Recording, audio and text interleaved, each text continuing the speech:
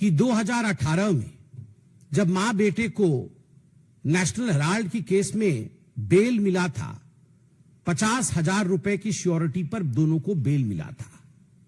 और जब यह बेल मिला था, उस समय एक जश्न भ्रष्टाचार बैंड बाजा के साथ मां बेटे बेल पाकर कोर्ट से अपने ऑफिस तक गए थे। तो उस समय भी हमने कहा था this is nothing but celebration of corruption, यह भ्रष्टाचार का जश्न है। और आज भी ब्लेटेंट जश्न मनाने की कोशिश कांग्रेस पार्टी कर रही है। मैं एजेएल के पूरे डिटेल में नहीं जाने वाला हूं, क्योंकि एजेएल और नेशनल हेराल्ड के केस को आप जानते हैं। हम लगभग अनेकों वर्षों से इसको लोकतांत्रिक तरीके से जनता के सामने रख रहे हैं कि किस प्रकार से मां और बेटे सोनिया गांधी और राहुल गांधी जी ने यंग इंडिया नामक एक कंपनी बनाई, जिसके कि 76% के दोनों स्टेक होल्डर थे। और 76% के स्टेक होल्डर होने के बाद नकली कंपनी से लोन लेकर 1 करोड़ का, डोटेक्स इंडिया से लोन लेकर मात्र 50 लाख रुपए दिया एजेएल को, जो कि होल्डिंग कंपनी है नेशनल हेराल्ड की। और 50,000 के एवज में 5,000 करोड़ की जो प्रॉपर्टी है एजेएल की, पूरे देश भर में उसका मालिकाना हक अपने पास ले लिया। शांति भूषण, मार्कंडेय, काटजू जैसे शेयर होल्डर को इससे दूर रखा गया, उन्होंने भी आपत्ति की थी। मगर विषय यह नहीं है जो कांग्रेस के खड़गे जी कह रहे हैं, चिदम्बरम जी आज कहने वाले हैं और कह भी रहे हैं कि ना कोई संपत्ति बेची गई, ना कोई संपत्ति वहां से हिला। तो गड़बड़ी हुई कैसे? गड़बड़ी यूं हुई कि ईडी की चार्जशीट चिदम्बरम साहब पढ़े होंगे, वो पढ़ते तो हैं, मगर उन्होंने वो पोर्शन डिलीट कर दिया है। ईडी ने बहुत स्पष्ट रूप से कहा है कि ये जो प्रॉपर्टी है एजेएल की, चाहे वो बहादुर शाह जफर मार्ग पर हेराल्ड बिल्डिंग हो, चाहे वो लखनऊ में उनकी प्राइम लोकेशन पे प्रॉपर्टी हो, चाहे वो भोपाल में उनकी प्रॉपर्टी हो। कल माननीय अध्यक्ष जी हमारे आदरणीय जेपी नड्डा जी ने बहुत ही ल्यूसिड एंड सुंदर तरीके से हिमाचल प्रदेश में किस प्रकार से धांधलेबाजी चल रही है नेशनल हेराल्ड की, उस विषय को हिमाचल प्रदेश की भूमि पर ही रखा, चाहे हिमाचल प्रदेश की प्रॉपर्टी हो। इन सब प्रॉपर्टी, वो प्रॉपर्टी तो वही है, मगर ये प्रॉपर्टी को जरिया बना करके, इस प्रॉपर्टी को औजार बना करके प्रोसीड्स ऑफ क्राइम जनरेट किया जा रहा था। अब नेशनल हेराल्ड तो 2008 में छपना बंद हो गया, तो ये प्रोसीड्स ऑफ क्राइम कैसे बना, वहां से उगाई कैसे हुई? आप देखिए, एक बिल्डिंग है बहादुर शाह जफर रोड में, और एक अखबार वहां पहले छपती थी। तो इन्होंने क्या किया, बोगस एडवर्टाइजमेंट, हम नेशनल हेराल्ड में एडवर्टाइजमेंट देंगे और उस एवज में 38 करोड़ रुपया जो है ये मां बेटे ने ले लिया। 38 करोड़ रुपए मां बेटे ने लिया है बोगस एडवर्टाइजमेंट के लिए। क्या एडवर्टाइजमेंट? ना हम नेशनल हेराल्ड में एडवर्टाइजमेंट देंगे। जब लिस्ट देखा ईडी ने, तो किसका एडवर्टाइजमेंट है? कोई गुड्डू सिंह है, कांग्रेस पार्टी का कोई छोटा सा नेता है, और उसने बोला है मेरे बेटे के जन्मदिन की बधाई मैं दूंगा उस पेपर में। और किसी ने बोला है मैं सोनिया जी के जन्मदिन की बधाई दूंगा, उसके लिए मैं 50 लाख रुपए देता हूं। अरे जब पेपर ही छप नहीं रहा है तो एडवर्टाइजमेंट कहां दोगे? तो ये जो बोगस एडवर्टाइजमेंट है उसके नाम पर 38 करोड़ रुपया लिया है।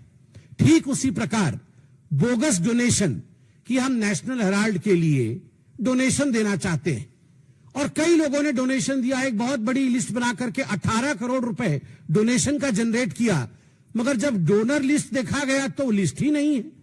किसने दिया भैया ये डोनेशन? जब अखबार ही नहीं छप रहा है तो काहे का डोनेशन? तो 18 करोड़ रुपए बोगस डोनेशन आपने लिया है। और बोगस एडवांस रेंट, बिल्डिंग है नेशनल हेराल्ड की बहादुर शाह जफर मार्ग पे, सबसे बड़ी बिल्डिंग है। हम रेंट लेंगे इस बिल्डिंग में, कल से हम यहां पर कॉमर्शियल एक्टिविटी शुरू करेंगे। यह करके लगभग अनेकों कंपनियों ने 38 करोड़ रुपए डोनेट कर, मतलब एडवांस रेंट दे दिया कि हम अगले महीने से वहां अपना कॉमर्शियल गतिविधि आरंभ करेंगे। मगर किसी प्रकार का कॉमर्शियल गतिविधि वहां नहीं है। जब चेकिंग किया गया तो ये जो 18 करोड़ रुपए का बोगस डोनेशन है, ये जो एडवांस रेंट है 38 करोड़ रुपए का, और जो 29 करोड़ का बोगस एडवर्टाइजमेंट है, ये सारे पैसे कहां गए? कुल मिलाकर के ईडी कहती है ये प्रोसीड ऑफ क्राइम्स जो है ये 988 करोड़ का है। ये 988 करोड़ का बोगस डोनेशन आखिरकार मां बेटे के जेब में गया है, तो मां बेटे को लगता है कि वो बच जाएंगे, तो गलत है। They are not going to be excused and they are not going to be saved. The law is going to take over and catch them. कानून के हाथ लंबे होते हैं, ये हमने सुना है, और होते ही है, ये नहीं छूटने वाले हैं। और यही फ्रस्ट्रेशन है, राहुल गांधी जी का यही फ्रस्ट्रेशन है कि आज वो विदेश की भूमि में जाकर भारत और भारत के महान लोकतंत्र को अपमानित कर रहे हैं, उसे बदनाम कर रहे हैं। बॉस्टन के ब्राउन यूनिवर्सिटी में उनका कोई लेक्चर होना है, वो लगभग 3 दिन की ट्रिप में यूएस पहुंचे हैं। और विडंबना देखिए, जब यूएस के उपराष्ट्रपति भारत में हैं, उस समय यूएस की भूमि में जाकर भारत को अपमानित और भारत के लोकतंत्र के खिलाफ कहना, यह आदत ऐसी ही है कांग्रेस पार्टी की। आप याद करिए, जब कॉमनवेल्थ हो रहा था उस समय भी यूएस में जाकर, और उस समय भारत में भारत के खिलाफ राहुल गांधी और उनकी तमाम जो उनके नेतागण हैं वो कह रहे थे। राहुल जी अमेरिका में जाके इलेक्शन कमीशन को कॉम्प्रोमाइज्ड बताते हैं। वो कहते हैं कि महाराष्ट्र के चुनाव में जिस प्रकार का मतदान हुआ वो एक तरह से फर्जीवाड़ा था।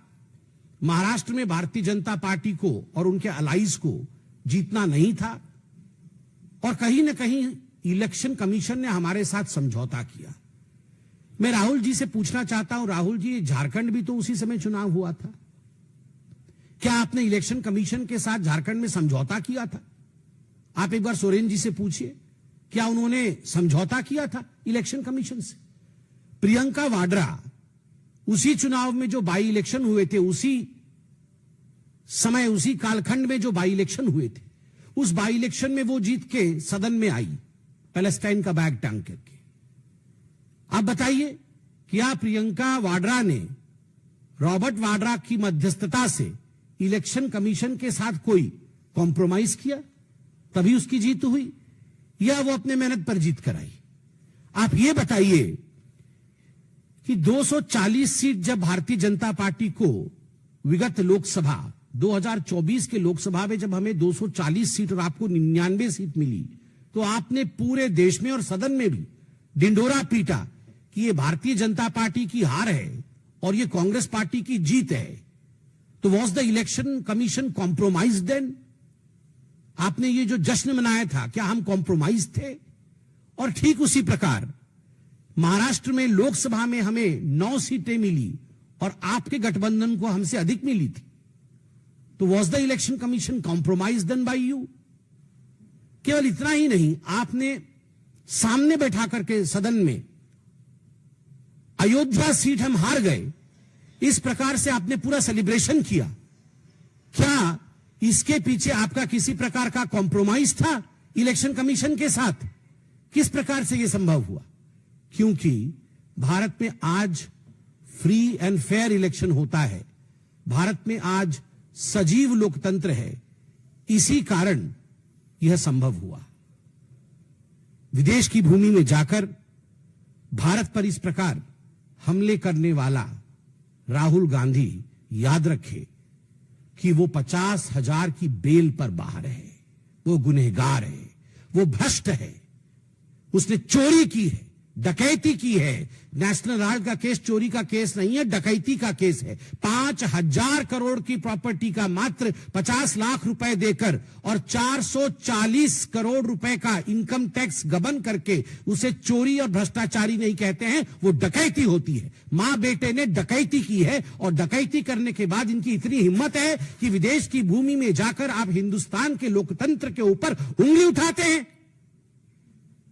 राहुल गांधी, आपसे नहीं हो पाएगा हिंदुस्तान में राजनीति, तो जाकर के किसी और देश से चुनाव लड़िए, मगर जिस थाली में खाते हैं अगर उस थाली में आप छेद करेंगे तो आप देशद्रोही कहलाएंगे।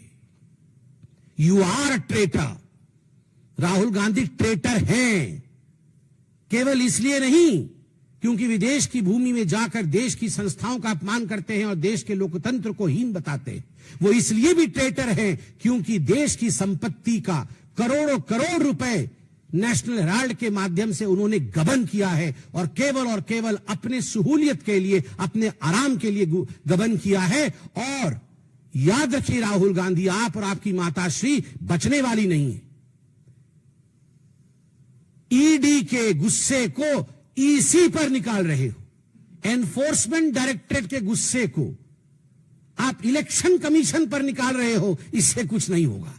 2 दिन आप पन्नों पे छपोगे, अखबारों में आओगे, मगर ईडी आपको छोड़ेगी नहीं, क्योंकि तथ्य के आधार पर एजेंसीज काम करते हैं और तथ्य ओपन एंड शट केस का है।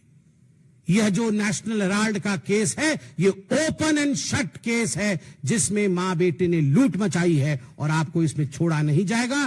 प्रोसीड्स ऑफ क्राइम के साथ आप पकड़े जाएंगे और आप जेल के पीछे जाएंगे। बहुत बहुत धन्यवाद। कोई प्रश्न हो तो अवश्य पूछें।